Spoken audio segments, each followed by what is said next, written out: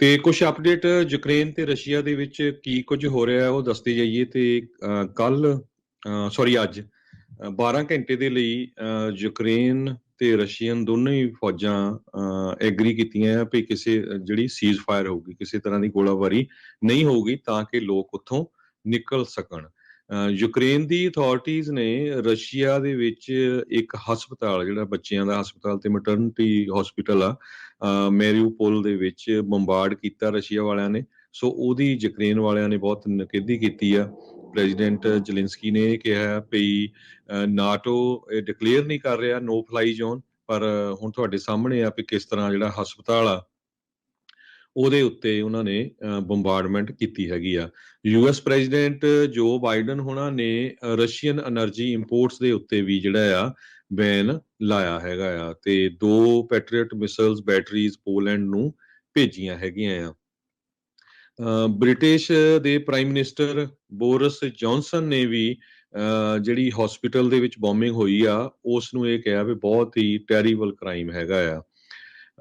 ਜੇ ਜਿਹੜੀਆਂ ਫੋਟੋਜ਼ ਆ ਰਹੀਆਂ ਬਹੁਤ ਹੀ ਖਤਰਨਾਕ ਆ। 17 ਲੋਕਾਂ ਦੀ ਜਿਹੜੀ ਆ ਉੱਥੇ ਉਹ ਫੱਟੜ ਵੀ ਹੋਏ ਆ। ਹਜੇ ਮੌਤ ਕਿੰਨਿਆਂ ਦੀ ਹੋਈ ਆ ਉਹਦੇ ਬਾਰੇ ਹਜੇ ਡਾਇਰੈਕਟ ਪਤਾ ਨਹੀਂ ਲੱਗ ਸਕਿਆ। ਬ੍ਰਿਟਿਸ਼ ਅਮਰੀਕਨ ਟੋਬੈਕੋ ਕੰਪਨੀ ਕਹਿੰਦੀ ਆ ਵੀ ਅਸੀਂ ਹਜੇ ਵੀ ਰਸ਼ੀਆ ਦੇ ਵਿੱਚ ਆਪਰੇਸ਼ਨ ਕਰਾਂਗੇ, ਆਪਣਾ ਬਿਜ਼ਨਸ ਚਾਲੂ ਰੱਖਾਂਗੇ। ਪਰ ਕੱਲ ਜਿਸ ਤਰ੍ਹਾਂ ਆਪਾਂ ਦੱਸਿਆ ਸੀ ਮੈਕਡੋਨਲਡ, ਕੋਕਾ ਕੋਲਾ, ਇਹ ਕੰਪਨੀਆਂ ਨਹੀਂ ਉੱਥੋਂ ਨਿਕਲ ਰਹੀਆਂ, ਪਰ ਉਹਨਾਂ ਨੇ ਵੀ ਅਨਾਉਂਸ ਕਰਤਾ ਵੀ ਉਹਨਾਂ ਨੇ ਆਪਣੇ ਸਾਰੇ ਆਪਰੇਸ਼ਨ ਉਹ ਬੰਦ ਕਰ ਦਿੱਤੇ ਹੈਗੇ ਆ। ਯੂਐਸ ਤੇ ਪੋਲਿਸ਼ ਆਫੀਸ਼ੀਅਲਸ ਡਿਸਕਸ ਕਰ ਰਹੇ ਆ ਜੈਟ ਡੀਲਸ ਨੂੰ ਲੈ ਕੇ, ਕਿਸ ਤਰ੍ਹਾਂ ਅਟੈਕ ਕਰਨਾ, ਕਿਹੜੀ ਜਿਹੜੀ ਧਰਤੀ ਆ ਉਹ ਯੂਜ਼ ਕਰਨੀ ਹੈਗੀ ਆ। ਯੂਐਸ ਡਿਫੈਂਸ ਆਫੀਸ਼ੀਅਲਸ ਨੇ ਰਸ਼ੀਆ ਦਾ ਉਹ ਕਲੇਮ ਨਕਾਰ ਦਿੱਤਾ ਹੈ ਜਿਹਦੇ ਵਿੱਚ ਉਹਨਾਂ ਨੇ ਕਿਹਾ ਆ ਕਿ ਯੂਕਰੇਨ ਦਾ ਏਅਰ ਫਲੀਟ ਸਾਰਾ ਅਸੀਂ ਡੈਮੇਜ ਕਰ ਦਿੱਤਾ ਆ। ਯੂਐਸ ਵਾਲੇ ਕਹਿੰਦੇ ਆ ਵੀ ਬਿਲਕੁਲ ਉਹਨਾਂ ਦੇ ਕੋਲ ਇੰਟੈਕਟ ਆ, ਪਰ ਰਸ਼ੀਆ ਵਾਲੇ ਕਹਿੰਦੇ ਆ ਵੀ ਅਸੀਂ ਉਸ ਨੂੰ ਖਤਮ ਕਰ ਦਿੱਤਾ ਹੈਗਾ।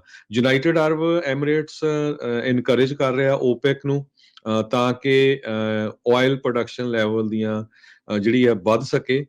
ਜਿਹੜੀਆਂ ਇੰਨੀਆਂ ਪ੍ਰਾਈਸਿਸ ਵਧੀਆਂ ਹੋਈਆਂ ਆ ਉਹਦੇ ਉੱਤੇ ਕੰਟਰੋਲ ਕੀਤਾ ਜਾ ਸਕੇ।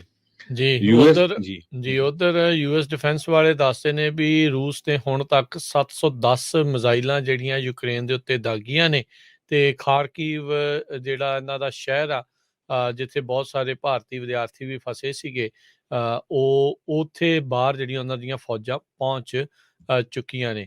UN ਕਹਿੰਦਾ ਆ ਵੀ ਘੱਟੋ ਘੱਟ 500 ਲੋਕ ਹੁਣ ਤੱਕ ਮਰ ਚੁੱਕੇ ਨੇ ਯੂਕਰੇਨ ਦੇ ਉੱਤੇ ਇਨਵੇਜਨ ਤੋਂ ਬਾਅਦ ਦੇ ਵਿੱਚ।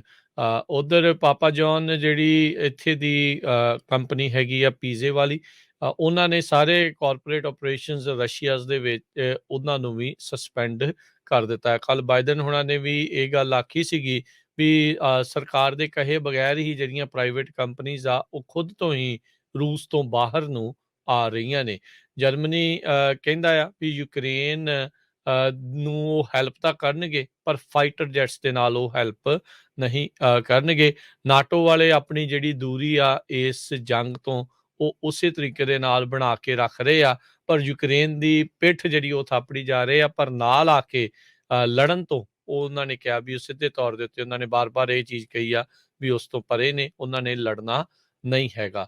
ਸੋ ਡੱਚ ਪ੍ਰਾਈਮ ਮਿਨਿਸਟਰ ਨੇ ਕਿਹਾ ਆ ਵੀ ਯੂਰਪੀਅਨ ਸੰਘ ਦਾ, ਯੂਰਪੀਅਨ ਯੂਨੀਅਨ ਦਾ ਰਸ਼ੀਆ ਗੈਸ ਤੇ ਆਇਲ ਦੇ ਨਾਲੋਂ ਟੋਟਲੀ ਕੱਟ ਆਫ ਹੋ ਜਾਣਾ ਉਹ ਨਾਮੁਮਕਿਨ ਹੈਗਾ ਆ। 2/3 ਜਿਹੜਾ ਕਹਿੰਦੇ ਆ ਵੀ ਦੱਸ ਰਹੇ ਸੀ ਵੀ ਇਸ ਸਾਲ ਦੇ ਅਖੀਰ ਤੱਕ ਜਿਹੜੀ ਉਹਨਾਂ ਦੀ ਟੇਕ ਹੁੰਦੀ ਰਸ਼ੀਅਨ ਆਇਲ ਤੇ ਗੈਸ ਦੇ ਉੱਤੇ, ਉਸ ਨੂੰ ਘਟਾਉਣ ਦੇ ਲਈ ਕੰਮ ਜਿਹੜਾ ਆ ਉਹ ਵਿੱਢਣਗੇ, ਪਰ ਇਹ ਲੰਮਾ ਸਮਾਂ ਇਸ ਦੇ ਵਿੱਚ ਲੱਗ ਸਕਦਾ ਆ। ਸੋ ਹੁਣ ਜਿਹੜੇ ਸਾਬਕਾ US ਤੇ ਯੂਰਪੀਅਨ ਮਿਲਟਰੀ ਲੀਡਰਸ ਆ ਉਹ ਇਹ ਕਹਿੰਦੇ ਆ ਵੀ ਸਾਨੂੰ ਏਅਰ ਡਿਫੈਂਸਿਸ ਦੇ ਵਿੱਚ ਅੱਗੇ ਐਡਵਾਂਸ ਜਿਹੜਾ ਉਹ ਕਰਨਾ ਚਾਹੀਦਾ ਆ, ਯੂਕਰੇਨ ਦੀ ਜਿਹੜੀ ਉਹ ਮਦਦ ਕਰਨੀ ਚਾਹੀਦੀ ਆ, ਪਰ ਮੌਜੂਦਾ ਜਿਹੜੇ ਲੀਡਰਸ ਆ ਉਹ ਇਸ ਦੇ ਹਮਾਇਤੀ ਨਹੀਂ ਹਨ।